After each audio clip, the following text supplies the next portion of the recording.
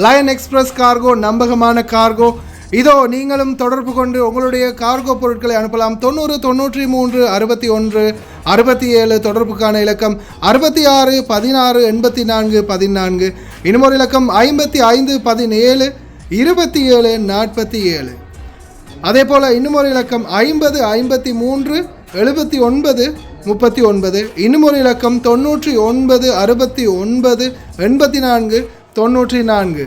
அஸ்ஸலாமு அலைக்கும் வரஹ்மத்துல்லாஹி வபரகாத்துஹு. அன்பார்ந்த அனைத்து உறவுகளுக்கும் இனிய காலை வணக்கம். உங்கள் மீது சாந்தியும் சமாதானமும் உண்டாகட்டும். இன்றைய காலை பொழுது உங்கள் அனைவருக்கும் இனிய பொழுதாக அமைய எல்லாம் வல்ல இறைவனை பிரார்த்தித்தவனாக இன்றைக்கும் கோய்த்துடைய பல முக்கியமான செய்திகளை பற்றி தான் பார்க்க போகிறோம். வீடியோவை கடைசி வரைக்கும் பாருங்கள். தெரியாத நண்பர்களுக்கும் மறக்காமல் ஷேர் பண்ணுங்கள். வீடியோ பிடிச்சிருந்தா ஒரு லைக் பண்ணுங்கள், சப்ஸ்கிரைப் பண்ணுங்கள், தொடர்ந்தும் சப்போர்ட் பண்ணுங்கள். இலங்கையின் வெள்ள நிவாரண நிதிக்காக நீங்கள் அரசாங்கத்தினுடைய அக்கௌண்ட்டுக்கு பணம் அனுப்பணுமா இருந்தால் அல் முசைன் எக்ஸ்சேஞ்ச் மூலம் உங்களுடைய பணத்தை அனுப்பிக்கொள்ள முடியும்.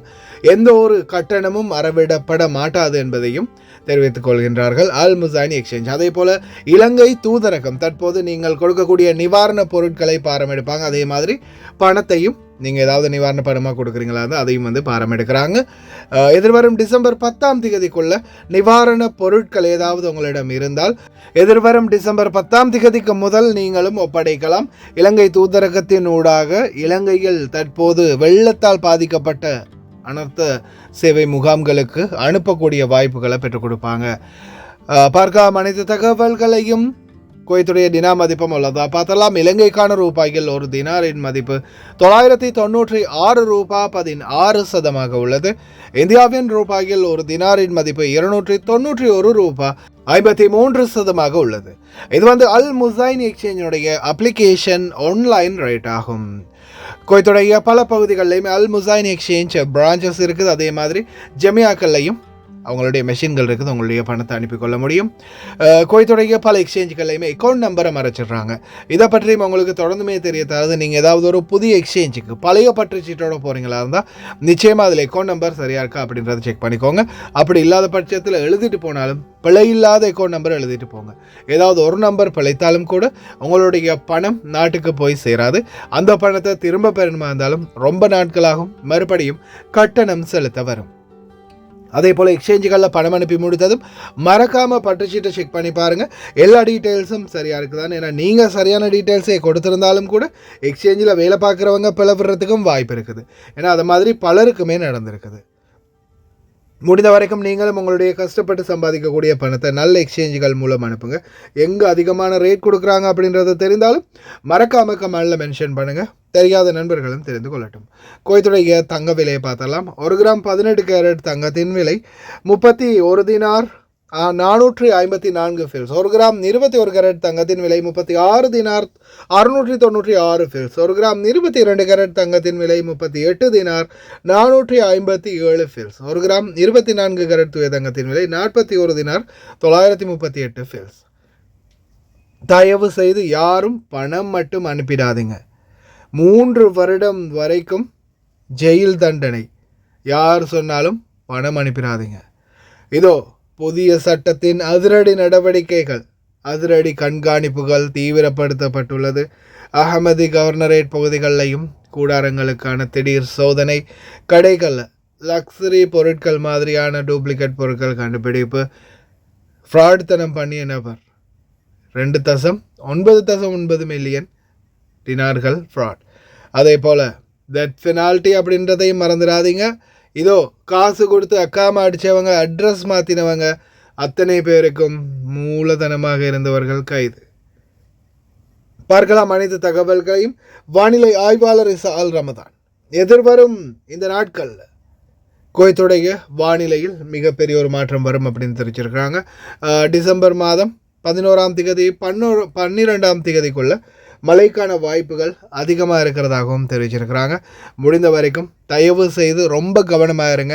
பல பகுதிகளிலையும் இனி வரும் நாட்களில் கடும் மழை மற்றும் பனிமூட்டம் இருக்கும் அப்படின்னு தெரிவிச்சிருக்கிறாங்க. குவைத்தில் முட்டை யாராவது அதிக விலைக்கு, அதாவது 1.5 தினாருக்கும் மேலே அதிகமாக யாராவது ஒரு கார்ட்டூன் முட்டை விற்கிறாங்களா சட்டப்படி குற்றம். அதே மாதிரி முட்டைகளை யாருமே பதுக்கி வைக்கக்கூடாது அப்படின்றதையும் உத்தரவிட்டிருக்கிறாங்க மினிஸ்ட்ரி ஆஃப் காமர்ஸ். அதே போல் குவைத்துடைய பிரிகேடியர் ஜெனரல் முகமது ஹப்சாத் குவைத்தில் போதைப் பொருளுக்கு எதிரான நடவடிக்கைகள் மிகவும் தீவிரப்படுத்தப்பட்டுள்ளது. யார் எந்த நாடுகளில் இருந்து அனுப்பினாலும் சரி, அல்லது போதைப் பொருட்கள் இந்த நாட்டுக்குள்ளே உற்பத்தி பண்ணினாலும் சரி, விற்றாலும் சரி, தயாரித்தாலும் சரி, நிச்சயமாக அவர்களுக்கு மரண தண்டனை அல்லது ஆயுள் தண்டனை. அப்படி இல்லாத பட்சத்தில் 2 மில்லியன் தினார் அபராதம், 20 லட்சம் தினார் அபராதம் அப்படின்னு தெரிவிச்சிருக்காங்க. தயவு செய்து ரொம்ப கவனம். அதே போல் குவைத்துடைய உள்துறை அமைச்சகத்துக்கு கிடைச்ச தகவலின் அடிப்படையில் உடனடியாக ஒரு இடத்தை சரவுண்ட் பண்ணி சுற்றி வளைத்து தேடுதல் நடத்தின சந்தர்ப்பத்தில் ஆசிய நாட்டவர் மற்றும் அரபு நாட்டவர்கள் கைது செய்யப்பட்டிருக்கிறாங்க. இவங்க எல்லாரும் என்ன பண்ணியிருக்கிறாங்கன்னா, போலியாக address verification, ID verification, visa issue பண்ணுறது, இந்த மாதிரி பல ஊழல்களை பண்ணிக்கிட்டு இருந்திருக்கிறாங்க. அதிரடியாக இந்த நபர்கள் சுற்றி வளைப்பில் கைது செய்யப்பட்டிருக்கிறாங்க. யாரெல்லாம் இவங்கக்கிட்ட காசு கொடுத்து அக்காமா அடித்தாங்களோ, யாரெல்லாம் இவங்களோட அட்ரஸ் வெரிஃபிகேஷனை புதுப்பிச்சு கொண்டாங்களோ, இவங்களோட டீல் போட்ட அத்தனை பேரையும் இப்போது இந்த டீட்டெயில்ஸை வச்சு தட்டி தூக்க போகிறாங்க உள்துறை அமைச்சகம். தயவு செய்து யாரிடமும் காசு கொடுத்து மட்டும் அக்காமா அடிக்காதீங்க. இனி வரும் காலங்களையாவது அக்காமா காசு கொடுத்து அடிக்கிறத நிறுத்துங்க. அதே போல் அட்ரஸ் மாற்றிக்கொள்வது, அந்த மாதிரியான வேலைகளையும் தயவு செய்து ஈடுபடாதீங்க. போலியான சான்றிதழ்களை குவைத்தில் உருவாக்குறத தயவு செய்து நிறுத்திக்கோங்க. எந்த ஒரு ஃபேக்கான ஐடி வெரிஃபிகேஷனோ, அட்ரஸ் வெரிஃபிகேஷனோ அல்லது உங்களுடைய கல்வி தகமை சான்றிதழ்களையோ மாற்றிக்கொள்ளாதீங்க. மாட்டினீங்க ஆயுள் தண்டனை தான். 3000 தினார் ஃபைன், அதே மாதிரி ஜெயில் தண்டனையும். குவைத்துடைய 2013ஆம் ஆண்டின் வணிக உரிமை சட்டம் எண் 111 ஒரு புதிய பிரிவு 12 அறிமுகப்படுத்தப்படும் வரைவு ஆணை சட்டத்திற்கு அமைச்சரவை ஒப்புதல் அளித்துள்ளதாக வர்த்தக மற்றும் தொழில்துறை அமைச்சகம் ஒரு செய்தி குறிப்பில் அறிவித்துள்ளது. இந்த சட்ட திருத்தம் பொதுவாக அறியப்படுவதை குற்ற பின்னணிகளில் இருந்து மிக முக்கியமான ஒரு குற்றத்தை வெளியிடுகிறது. இதில் என்ன குற்றம்னு பார்த்தீங்கன்னா, நாட்டிலேருந்து யாராவது இப்போ நம்ம பணம் மாற்றிக்கொள்கிறோம் இல்லையா, இங்கேருந்து பணம் அனுப்புகிறோம். எப்படி அனுப்புகிறோம்? எக்ஸ்சேஞ்சுகளில் போய் பணம் அனுப்புகிறோம். அப்படி இல்லாமல் இந்த பிளாக் மணி, அந்த என்ன சொல்கிறது, அதுக்கு ஊண்டியலில் பணம் அனுப்புறது. அதே மாதிரி ஒருவேளை உங்களுக்கு பணம் தேவைப்பாடு இருக்குது, இந்த நாட்டு பணம் தேவையாக இருக்குது, நாட்டில் என்ன செய்கிறீங்கன்னா, யார்ட்டையாவது பணத்தை அக்கௌண்ட்டில் போட்டுட்டு இந்த நாட்டில் மாற்றிக்கொள்கிறீங்க. அந்த மாதிரி செய்கிறது, இது எல்லாமே பார்த்திங்கன்னா சட்டப்படி குற்றம். உங்களுக்கு 3000 தினார் வரைக்கும் அபராதம், 1 வருடத்துக்கும் மேற்பட்ட சிறை தண்டனை கூட கிடைக்கும் அப்படின்னு தெரிவிச்சிருக்கிறாங்க. தயவு செய்து ரொம்ப கவனம். சட்டவிரோதமாக பணம் அனுப்பாதீங்க. அதே மாதிரி உங்களுக்கே தெரியும், சில நேரங்களில் இங்கேருந்து யாராவது டினார் உங்களை கையில் கொடுத்துட்டு நாட்டில் பணம் வாங்கிக்கிறாங்கன்னா, ஒருவேளை அது திருடப்பட்ட பணமாக இருந்தால் அதுக்கும் மேலே ரிஸ்க் அதிகம். தயவு செய்து ரொம்ப கவனம். இந்த உண்டியலில் பணம் அனுப்புகிறவங்க, அதே மாதிரி இல்லீகலாக பணம் அனுப்புகிறவங்க, அதே மாதிரி கடைகளில் டூப்ளிகேட்டான பொருட்களை விற்காதீங்க. நிறைய கைதுகள் இப்போதைக்கு அடிக்கடி நடந்துக்கிட்டு இருக்குது. அதே மாதிரி ஒரு நபர் 2.99 மில்லியன் 999 மில்லியன் தினார் ஃப்ராட் பண்ணி ஏர்லைனில் ஃப்ராடு கேஸ் ஒன்று நடந்திருக்குது. இது சம்மந்தமான விசாரணைகள் இன்னும் மேற்கொள்ளப்பட்டு வருது. யாரையுமே நம்ப முடியாது, நிறைய இடங்களில் ஃப்ராடு நடக்குது.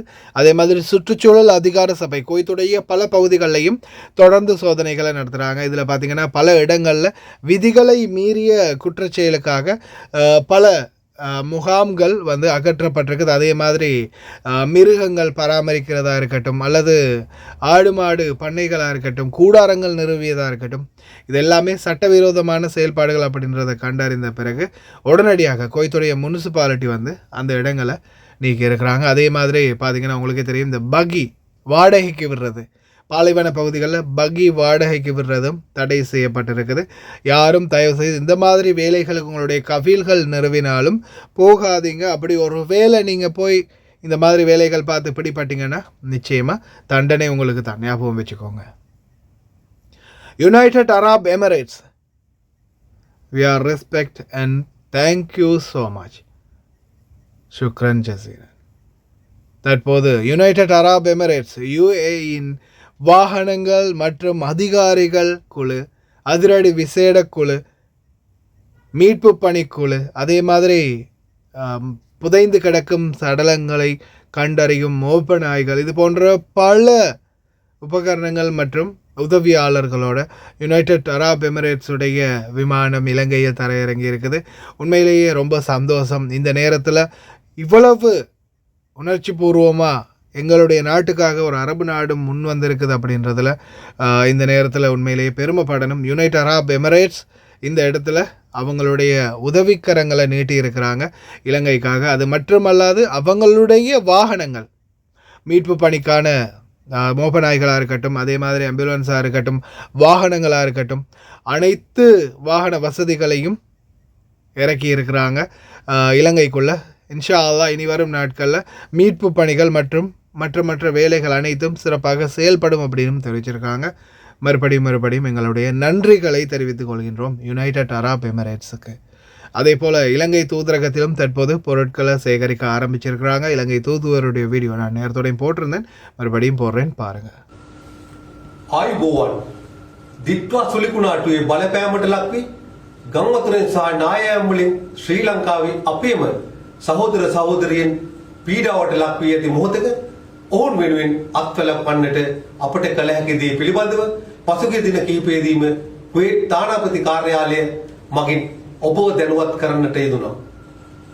විශේෂයෙන්ම මේ වන විටත් මූල්‍ය ආධාර ලබා දීම සඳහා ඔබ වෙත ශ්‍රී ලංකාවේ ආපදා කළමනාකරණය පිළිබඳ රාජ්‍ය ගිණුම හඳුන්වා දී තිබෙනවා. අපගේ තානාපති කාර්යාලය වෙත පැමිණ එම ආධාර සිදු කිරීමේ හැකියාවද ඔබ සැමට පවතිනවා.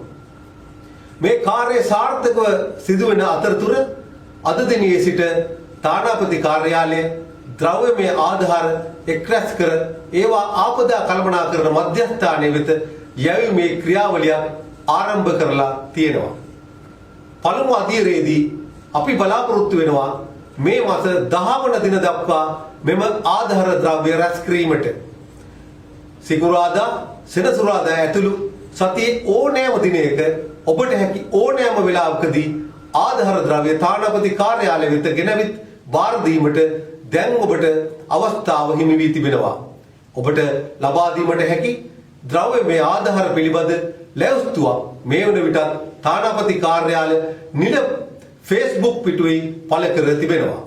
ඒ වගේම කුවේට් රාජ්‍යයෙන් පිටතට ගෙන යාම තහනම් කර ඇති සුබ සාධන පදනමින් කුවේට් රජය ලබා දෙන වියලි ආහාර ද්‍රව්‍ය තානාපති කාර්යාලය මගින් බාර නොගන්නා බවත් පවසන්නට අවශ්‍යයි.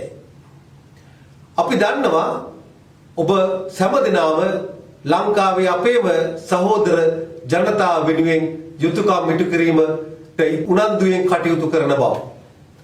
ඇතැම් අය තමන් ආධාර කිරීමෙන් පමණක් නොනැවති තම මිතුරන් රැකියා ස්ථානවල සහෝදර සේවකයන් හා එක්ව කණ්ඩායම් වශයෙන්ුත් ආධාර රැස් කිරීමට යොමු වී තිබෙන බව අපි දකිනවා. අප නිතරම කුවේටි නීතියට අවනතව ක්‍රියා කළ යුතු බවත් මා ඔබට මෙහිදී මතක් කිරීමට කැමැතියි.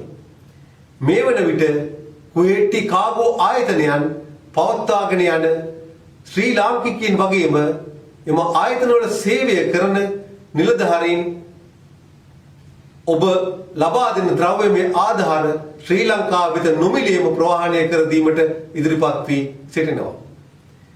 මායිම ආයතන සහ නිලධාරීන් වෙත ඔවුන්ගේ නොවසුරු දායකත්වය පිළිබඳ ස්තුතිය පළ කරන්නත් කැමැතියි. මේ අසීරු අවස්ථාවේ මූල්‍යමය ද්‍රව්‍යමය වශයෙන් පමණක් නොයි ශ්‍රම දායකත්වයෙන් පවා ඔබ ලබා දෙන සහයෝගය වෙනුවෙන් මා කුවේට් ශ්‍රී ලංකා තානාපති කාර්යාලයේ ශ්‍රී ලංකා රජයේ ස්තුතිය ඔබ වෙත පිරිනැමීමට කැමැතියි. ස්තුති සෑම දිනාට.